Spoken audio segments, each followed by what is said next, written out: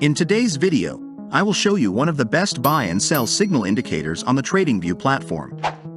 Make sure you watch this video until the end because I'm going to teach you a trading strategy based on this indicator that is very profitable. To add this amazing indicator to our chart, click on Indicators and search for Q-Trend.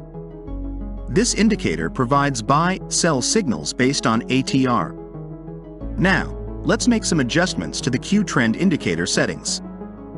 Leave the trend and ATR settings unchanged, but enable the smooth source with EMA by setting it to Yes and the period to 9. In the Style tab, remove the bar's color, trend line, buy signal, and sell signal. With these settings, we filter out false signals and focus on the strong ones. However, to further confirm our signals, we'll add another indicator. Click on Indicators again and search for ADX, Average Directional Index. This indicator will help us confirm our signals. Add a horizontal line at the 35 level, which indicates a strong trend. If the ADX line is below 35, it confirms our signal. Now, let's discuss how to open positions based on this strategy.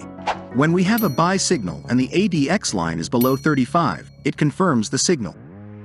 Enter a long position with a stop loss below the previous swing low and a profit target at 1.5 risk-to-reward ratio.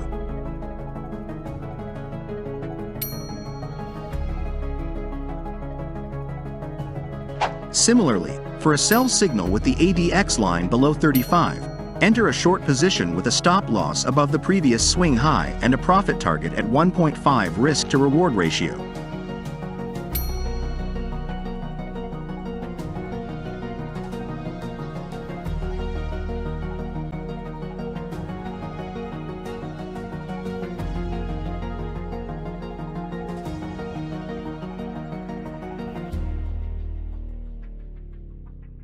Thank you for watching.